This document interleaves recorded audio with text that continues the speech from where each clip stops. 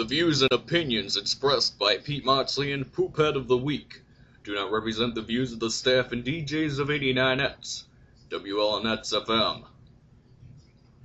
If you recall, last week's Poophead of the Week was total non-stop action wrestling because of the debacle that took place at their Victory Road pay-per-view 12 days ago.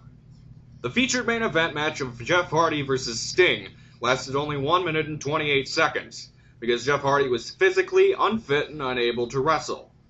TNA decided to refund fans who ordered the pay-per-view, not by giving money back to the fans who ordered the pay-per-view, but instead giving those fans a free 6-month subscription to TNA Wrestling's online video-on-demand library. This may sound like a repeat of last week, but I clearly wasn't finished with my TNA bashing when this segment ended, so allow me to continue here. The fans don't want any of this. They don't want free subscriptions to your video library.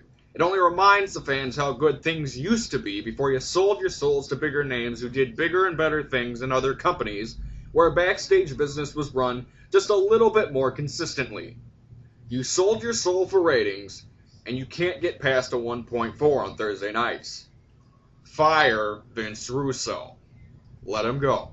Who cares if he didn't write specific segments finding humor in macular dystrophy, paraplegics, and obese people? He's the head honcho running creative, and everyone has to point a finger at the certain someone who allowed trash to appear on television.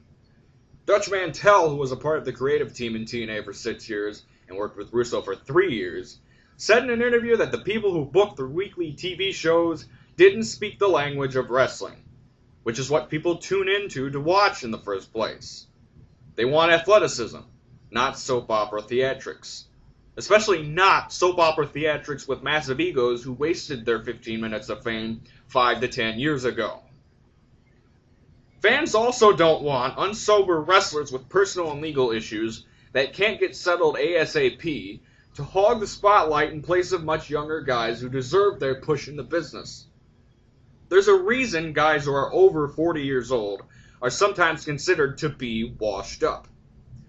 Jeff Hardy's nowhere near 40, but he's proving a point that guys like Sting, Hulk Hogan, Ric Flair, Rob Van Dam, and Eric Bischoff cannot get through their money-grabbing minds by literally showing up washed up.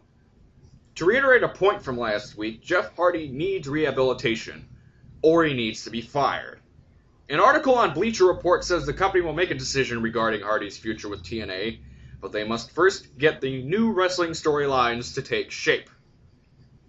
You have bigger fish to fry than your damned TV scripts. In any company, if you are to succeed and grow in the future, you take out pieces of the puzzle that might risk creating general discontent and failure over time for the whole company. There are many names in TNA who have had the word fail stamped on their chests for years, and some who still pose the incidental threat of stamping fail in the future. Jeff Hardy's priority number 1. 2 years of his career are just plain dead because of his drug trafficking court case in North Carolina, and many more years from his life could be dead because nobody, aside from his brother and wife, was really looking out for his greater good. His greater good is not in the ring. If he's smart enough, he should retire now.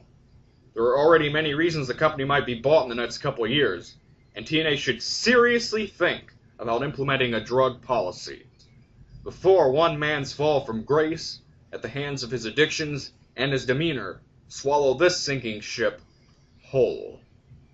TNA Wrestling, once again, Poophead of the Week.